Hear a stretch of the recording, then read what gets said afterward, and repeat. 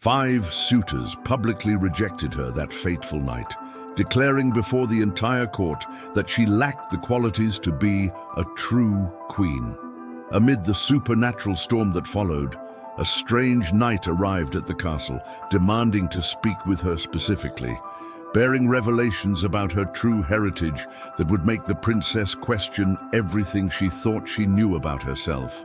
The silk gloves trembled against Isabella's porcelain skin as she watched the 5th and final suitor bow deeply before her father's throne, his words echoing through the marble hall like a death sentence.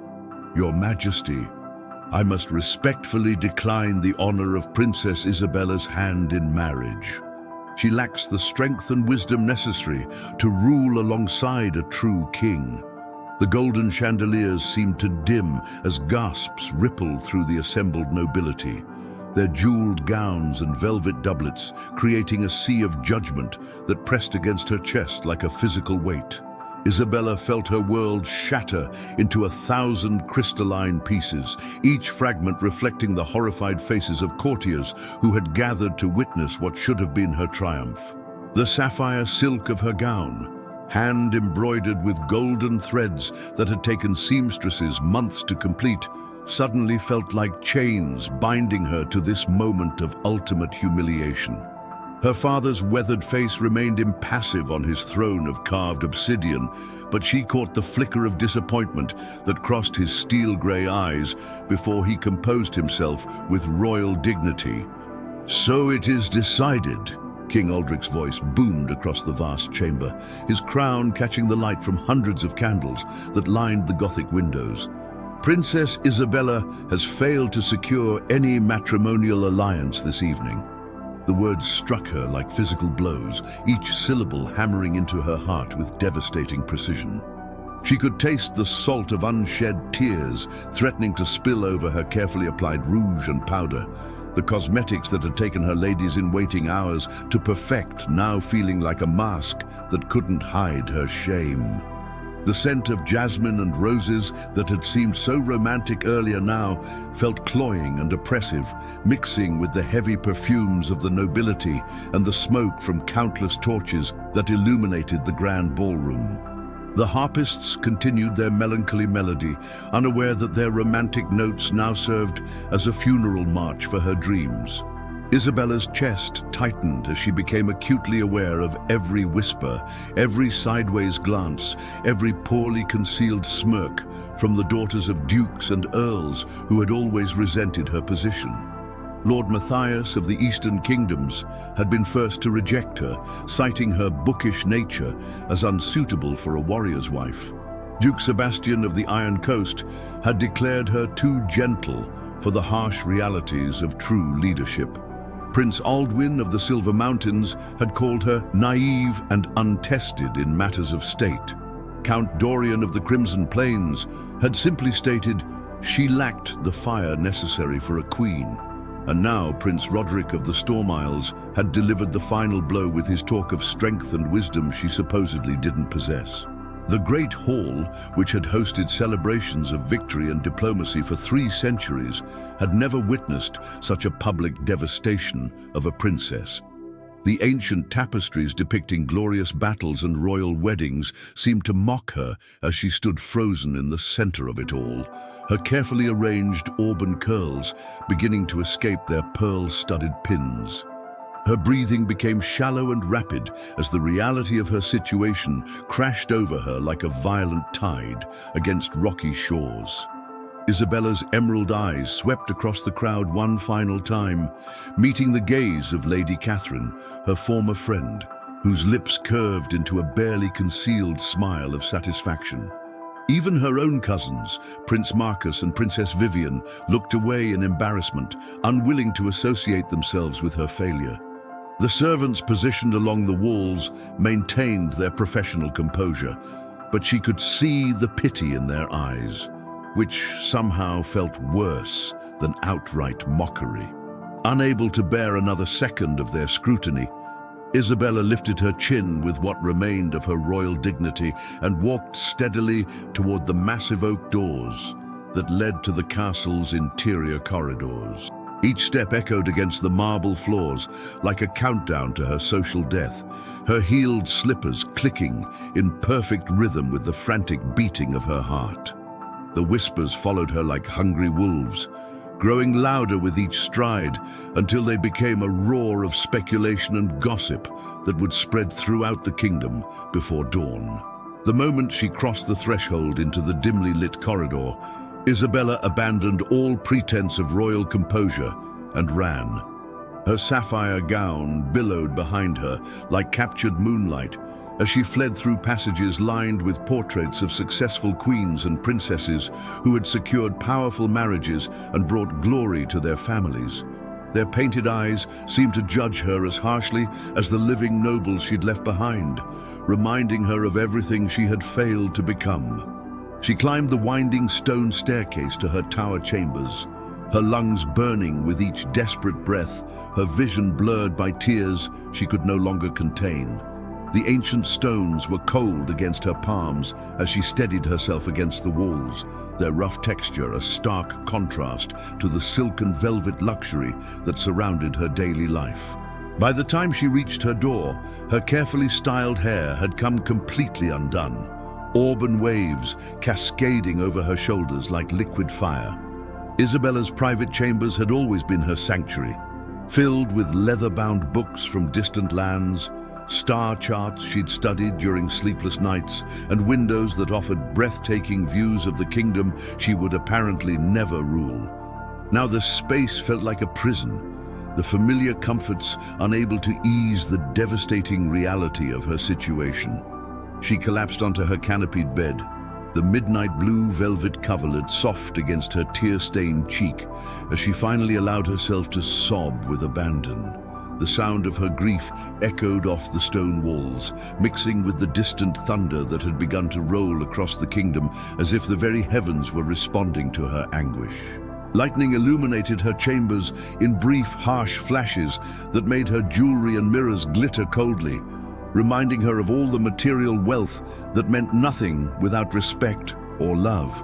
She had been raised to believe that her beauty, education, and royal blood would guarantee her a brilliant marriage, but tonight had proven how naive and sheltered she truly was. Hours passed as Isabella lay there, her mind replaying every moment of the evening's disaster. She thought about the countless lessons in diplomacy, languages, and cultural studies that were supposed to make her an ideal royal bride. She remembered the dancing masters who had taught her to move with grace, the music teachers who had helped her master the harp and lute, the scholars who had praised her quick mind and thirst for knowledge. All of it had been worthless in the face of political reality and masculine pride.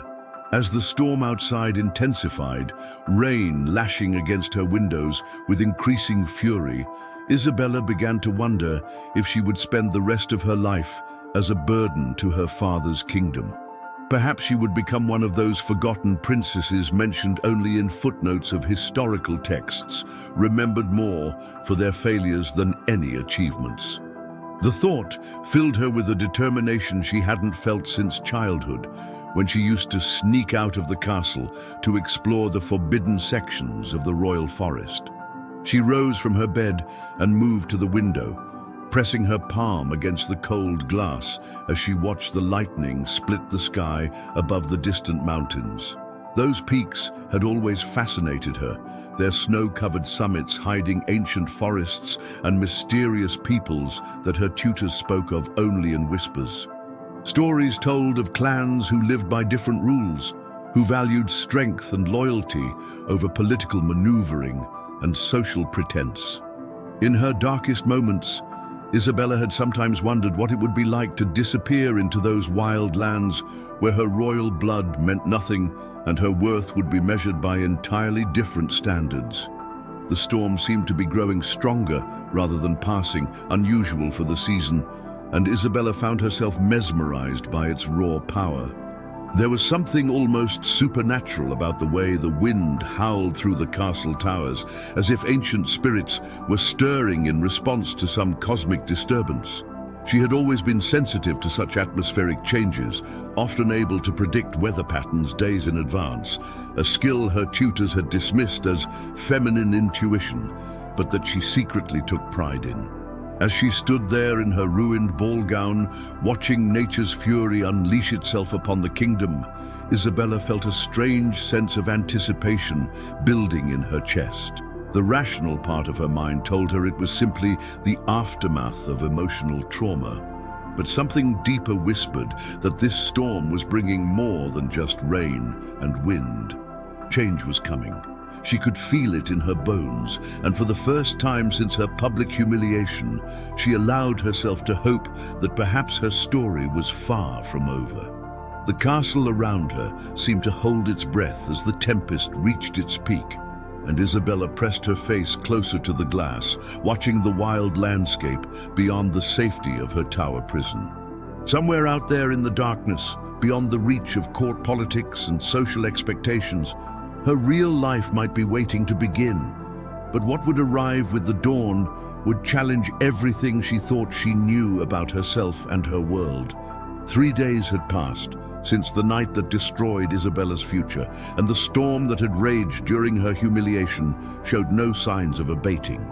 If anything, the tempest had grown more violent, with winds that howled like tortured souls and rain that struck the castle walls with supernatural fury. The servants whispered that it was the worst weather anyone could remember, and even the oldest members of the court spoke in hushed tones about ancient prophecies that connected royal bloodlines to the fury of nature itself.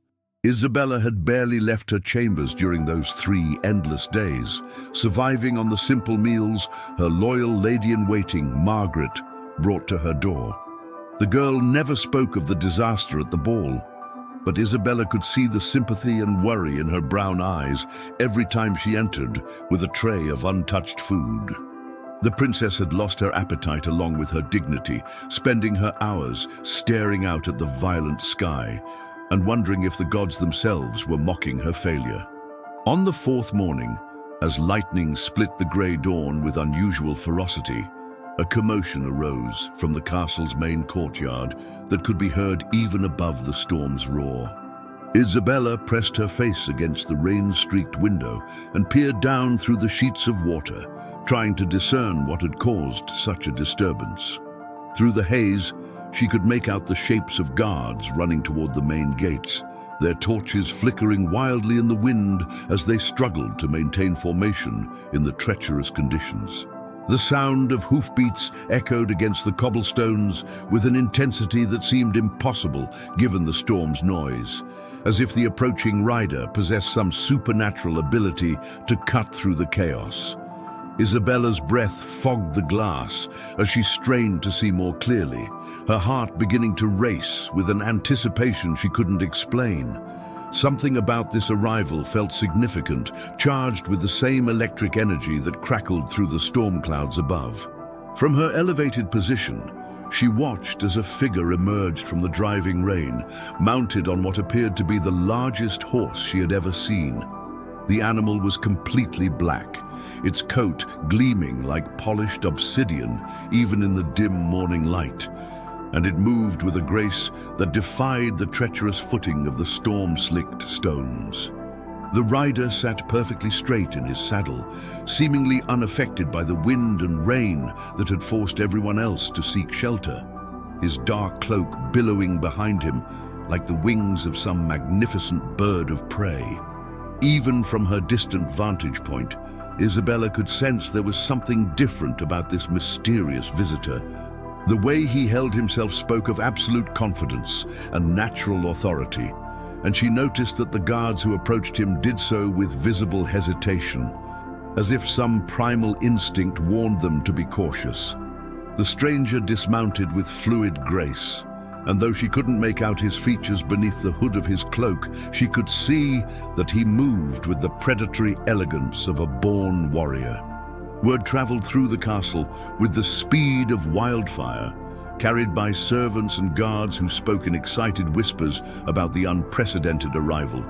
Margaret burst into Isabella's chambers without her usual courtesy knock, her eyes wide with amazement and her usually perfect composure completely abandoned. "Princess, you must hear this," she gasped, still catching her breath from running up the tower stairs. "A mysterious lord has arrived demanding an audience with your father, and he refuses to give his name or remove his hood until he stands before the king." Isabella felt her pulse quicken as Margaret continued breathlessly. "The guards say his horse doesn't even seem tired after riding through this terrible storm. And Captain Morrison swears the animal's eyes glowed like amber fire when lightning struck near the gates. They're saying he must have traveled for days through weather that would kill ordinary men, but he looks as fresh as if he just stepped out of a palace rather than rode through a supernatural tempest." The implications sent shivers down Isabella's spine that had nothing to do with the cold stone floors of her chamber. She had read enough ancient texts to know that such phenomena were often associated with beings who possessed abilities beyond those of normal humans. Her scholarly mind immediately began cataloging the folklore surrounding mysterious arrivals during storms, supernatural horses, and riders who seemed immune to the forces of nature that affected everyone else. "Has father agreed to see him?" Isabella asked, already moving toward her wardrobe to select appropriate clothing for what promised to be an extraordinary morning. Something deep in her chest told her that this visitor's arrival was somehow connected to her recent devastation, though she couldn't explain why she felt such certainty about it. "The king had little choice," Margaret replied, helping Isabella select a deep emerald velvet gown that would be suitable for a formal court appearance. The stranger made it clear he would not leave until granted an audience, and given the supernatural nature of this storm, His Majesty thought it wise not to anger someone who might possess unusual capabilities. As Margaret helped her dress and arrange her auburn hair in an elegant style that would be appropriate for court, Isabella found herself consumed with curiosity about their mysterious visitor. The timing seemed too coincidental to ignore. He had arrived during the worst storm in living memory, just days after her public humiliation, as if summoned by the very forces that had been stirring in the atmosphere since that terrible night. An hour later, Isabella made her way through the castle corridors toward the Great Hall, her emerald gown rustling against the stone floors as she moved with purpose for the first time in days. The servants she passed looked at her with a mixture of sympathy and curiosity, clearly wondering why the disgraced princess would choose to show herself at court so soon after her embarrassment. She held her head high despite the whispers, determined to face whatever this day would bring with dignity intact. The Great Hall had been hastily prepared for the unexpected audience, with additional torches and braziers brought in to combat the unnatural chill that seemed to permeate the castle despite the season. Isabella took her position near the throne, noting that many of the same nobles who had witnessed her rejection were now present, their faces alight with curiosity about this dramatic interruption to their usual court routine. King Aldrich sat upon his obsidian throne, wearing his most formal robes and the ancient crown that had been passed down through 15 generations of rulers. His expression remained carefully neutral, but Isabella could see the tension in his weathered hands as they gripped the armrests of his throne. Even her father, who had faced down armies and negotiated with the most dangerous political figures in the known world, seemed uncertain about what they were about to encounter.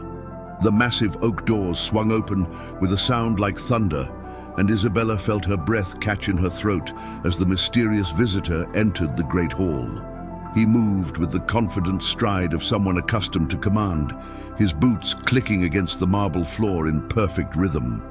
The dark cloak that had concealed him from the storm still covered his features, but even hidden beneath the heavy fabric, his presence filled the enormous chamber with an almost tangible energy that made every person present acutely aware of his arrival. The hall fell into absolute silence as he approached the throne, the only sound being the continued rumble of thunder outside and the crackling of torches along the walls. Isabella found herself holding her breath as she watched him move, noting the way other courtiers unconsciously stepped back to create more space around him, as if some instinctive part of their minds recognized that this was not an ordinary man seeking an ordinary audience. When he finally stopped before the throne and swept into a bow that managed to be both respectful and somehow commanding, Isabella realized she had been completely unprepared for what happened next. With deliberate slowness, the stranger reached up and pulled back his hood, revealing features that sent shockwaves through the assembled court and caused several ladies to gasp audibly in amazement. He was devastatingly handsome in a way that seemed almost supernatural, with sharp cheekbones that could have been carved by a master sculptor and skin that held a warm golden tone despite the stormy weather he had traveled through. His hair was midnight black and fell in waves to his shoulders, framing a face that spoke of both nobility and wildness. But it was his eyes that truly captured Isabella's attention. They were the most unusual shade of amber she had ever seen, seeming to hold flecks of actual gold that caught the torchlight and made them appear to glow with inner fire. There were scars on his face and hands that spoke of battles fought and won, but rather than detracting from his appearance, they only added to the aura of dangerous magnetism that surrounded him like an invisible cloak. He was tall and broad-shouldered, with the kind of physical presence that suggested he could be equally comfortable in a royal court or on a battlefield. And Isabella found herself completely mesmerized by his unexpected appearance. "Your Majesty," he said, and his voice resonated through the hall with a rich depth that seemed to vibrate in Isabella's chest. "I am Darius, Supreme Alpha of the Northern Mountain Clans, and I have come to request an audience regarding a matter of great importance to both our peoples."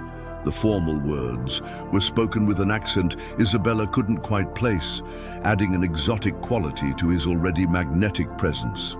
The court erupted in whispers at his revelation, for everyone present knew that the Northern Mountain Clans were legendary for their fierce independence and supernatural abilities. They were said to live by ancient codes of honor that predated written history, to possess strength that surpassed normal human limitations, and to guard secrets that could change the balance of power throughout the known world. No clan leader had visited the royal court in living memory, making this arrival not just unusual, but historically unprecedented. King Aldrich leaned forward slightly on his throne, his political instincts clearly engaged, despite his obvious surprise. "Supreme Alpha Darius, you honor our court with your presence. What matter brings you so far from your mountain strongholds, especially in weather that has kept even our bravest knights within doors?"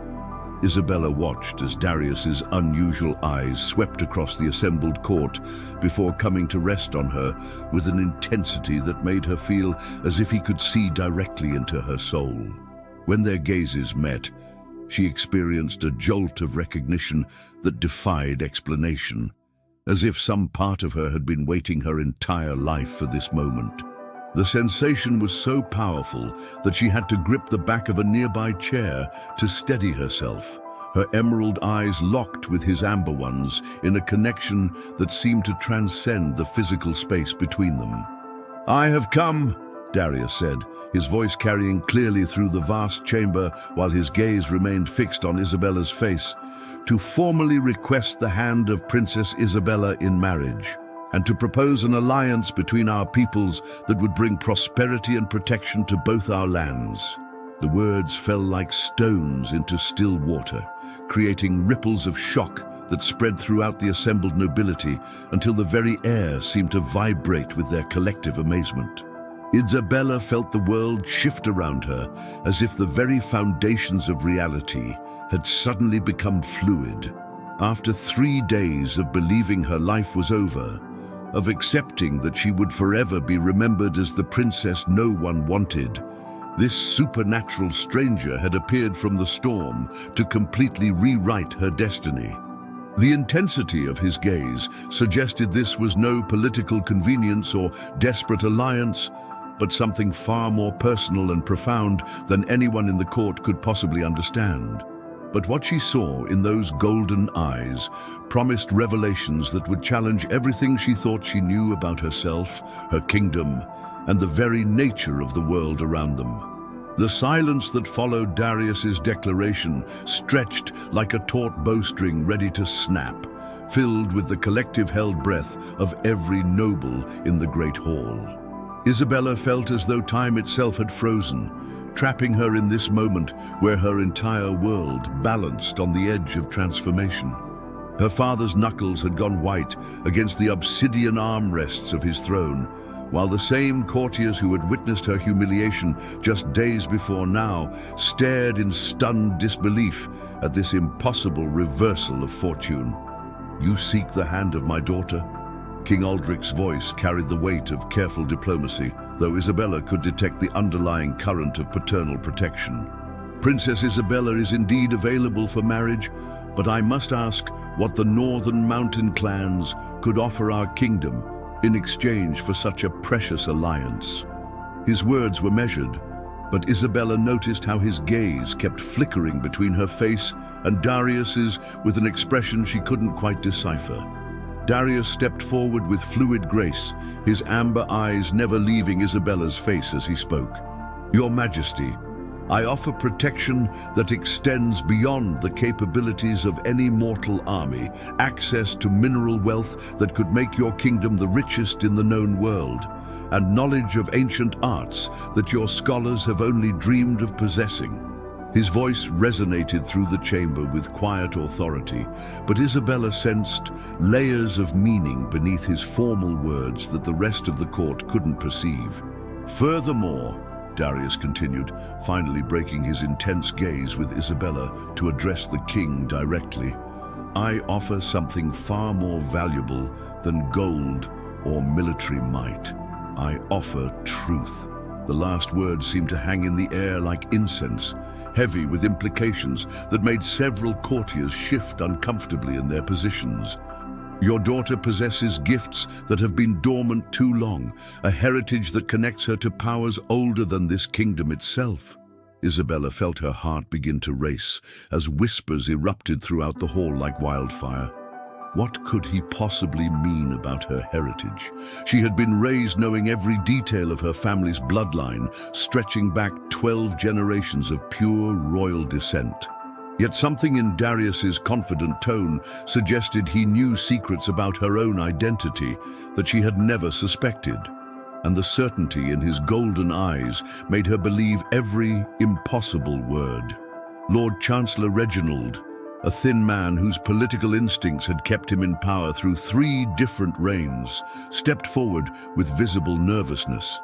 "Your Lordship, while we appreciate your interest in our princess, surely you understand that royal marriages require careful consideration of bloodlines, political implications, and—" He trailed off as Darius turned those unnatural amber eyes upon him, the intensity of that gaze causing the seasoned politician to stumble over words he had spoken confidently thousands of times before. "You question my bloodline?"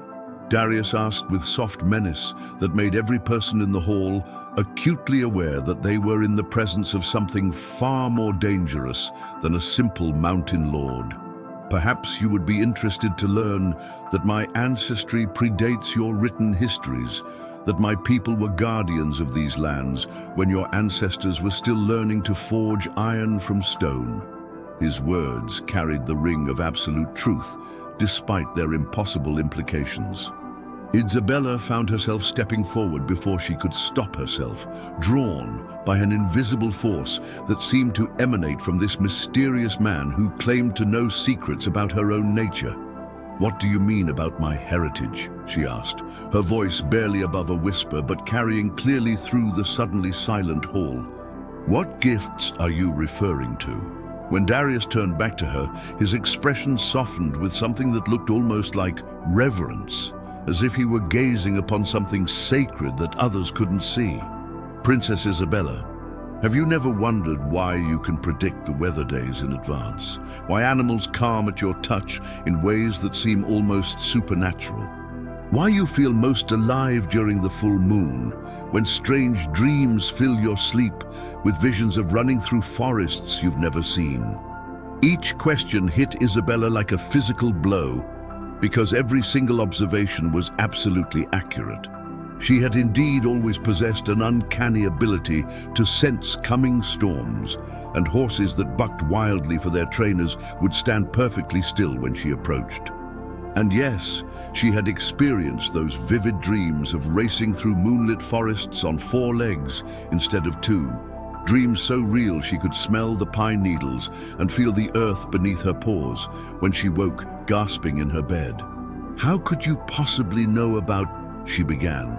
But her words died as Darius took another step closer, bringing with him a scent that reminded her of mountain pines, wild storms, and something indefinably masculine that made her pulse race with unexpected intensity.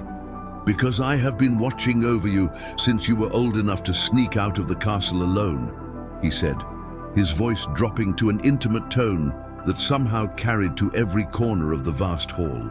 "Every time you wandered into the royal forest at night, every moment you stood on your tower balcony during thunderstorms, every instance when you felt called to something beyond these stone walls, I was there, ensuring your safety." The revelation sent shockwaves through Isabella's body as memories suddenly took on new meaning. Those times when she had felt eyes watching her from the forest shadows, the strange sense of protection that had always surrounded her during her nocturnal adventures, the way dangerous animals had always avoided her path as if warned away by some unseen guardian. It had all been real, and it had all been him. "That's impossible," King Aldrich interrupted, rising from his throne with the kind of parental fury that transcended royal protocol. "No one could have been watching my daughter without my knowledge. The castle guards patrol those areas constantly, and—" His words trailed off as Darius turned toward him with an expression that was both respectful and utterly confident. "Your Majesty, with the greatest respect, your guards patrol the paths that ordinary men can see. They have no knowledge of the ancient ways that allow passage through shadows and moonlight, no understanding of how those with the old blood can move unseen through territories they have never learned to truly observe." Darius's explanation was delivered with such matter-of-fact certainty that even the most skeptical courtiers found themselves believing despite their rational minds. Isabella felt her world spinning as implications crashed over her like ocean waves. If what Darius said was true, then everything she had believed about her solitary adventures had been an illusion. She had never been alone, never been unprotected, and apparently never been entirely human in the way she had always assumed. The thought should have terrified her, but instead she felt a strange sense of relief, as if puzzle pieces that had never quite fit were finally clicking into place. "You speak of old blood and ancient ways," she said, her scholarly mind grasping for concrete understanding, even as her heart raced with possibilities she had never dared imagine. "What exactly are you saying about my ancestry?" Darius moved closer still, close enough that she could see the flecks of gold in his unusual eyes were actually moving like tiny flames, and close enough to confirm that the warmth radiating from his body was far beyond normal human temperature. "Your great-grandmother, Princess Lyanna, was not the foreign noble your histories claim. She was born to the Moon clans of the Northern Mountains, a daughter of 2 worlds who chose love over tradition when she married into your royal family." The gasps from the assembled court were audible, but Isabella barely heard them over the rushing sound in her ears as this revelation recontextualized everything she thought she knew about herself. "That would mean," she whispered, her analytical mind already calculating the implications, "it means you carry the blood of both worlds, Princess. You are heir to powers your human education never taught you to recognize, connected to abilities that have been dormant only because no one ever showed you how to awaken them. Darius's voice dropped to an intimate whisper that somehow seemed to bypass her ears and speak directly to something deep in her soul. It means you were never meant for the confined life of a traditional royal marriage. You were meant for something far greater. Isabella felt tears she hadn't expected begin to blur her vision, but they were not tears of sadness. For the first time in her life, someone was telling her that all the ways she had never quite fit into court life weren't character flaws to be corrected, but signs of a nature that transcended the limitations others had tried to impose upon her. The loneliness she had always carried, the sense of being fundamentally different from everyone around her, suddenly made perfect sense. "This is preposterous," Lord Chancellor Reginald declared, his political instincts finally overriding his fear of Darius's supernatural presence. "Even if such bloodlines existed, which I seriously doubt, how could we possibly verify these claims? This could be an elaborate deception designed to take advantage of our princess's recent," he paused delicately, "difficulties in securing appropriate marriage proposals." The reminder of her public humiliation sent a flash of anger through Isabella that was stronger and more primal than anything she had ever experienced. She felt heat building in her chest, spreading outward through her limbs with an intensity that made her fingertips tingle and her vision sharpen until she could see details in the shadowed corners of the hall that should have been invisible. The sensation was exhilarating and terrifying, like standing on the edge of a cliff and realizing she had the power to fly rather than fall. "You want verification?" she heard herself saying, her voice carrying a new quality that made every person in the hall turn to stare at her with suddenly widened eyes. "Then let me show you what I'm truly capable of." Without conscious thought, she raised her hand toward the great fireplace at the far end of the hall, and to everyone's amazement, the flames roared higher and changed color, shifting from orange and red to brilliant silver and blue that illuminated the entire chamber with ethereal light. The effect on the assembled court was immediate and dramatic. Several ladies fainted outright, while grown men who had faced battles without flinching now backed away from her as if she had become something beyond their understanding. Even King Aldrich stared at his daughter with an expression of shock that gradually transformed into something that might have been pride mixed with profound concern for the implications of what they had just witnessed. But Darius's reaction was entirely different. His unusual eyes blazed with triumph and something deeper that looked remarkably like joy. And when he smiled at her, Isabella felt her heart skip in a way that had nothing to do with fear and everything to do with recognition of a kindred spirit. "Magnificent," he breathed, the single word carrying more admiration than all the compliments she had received throughout her entire sheltered life. "How is this possible?" Isabella whispered, staring at her own hand as if she had never seen it before. The power was still flowing through her, making her feel more alive and more herself than she had ever imagined possible. "I never knew I could do anything like this, because you never had reason to call upon your true nature," Darius explained, moving to stand beside her with a naturalness that felt like coming home. "The blood of the mountain clans responds to strong emotion, to moments of truth when pretense falls away and the soul reveals itself. Your humiliation 3 nights ago, painful as it was, began the awakening process. My presence here completes it." Isabella looked around the great hall at faces she had known her entire life, now seeing her with expressions ranging from awe to terror to calculation, and realized that she had crossed a threshold from which there could be no return. She was no longer simply the bookish princess who had failed to secure a political marriage. She was something else entirely, something powerful and possibly dangerous. And the weight of that transformation was both thrilling and overwhelming. "What happens now?" she asked, though she suspected she already knew the answer. Darius extended his hand to her, and when their fingers touched, Isabella felt electricity arc between them that had nothing to do with supernatural abilities and everything to do with the recognition of two souls finding their perfect match. Now, Princess, you choose. You can return to the life these walls represent, suppressing your true nature to fit into a world that was never meant to contain you.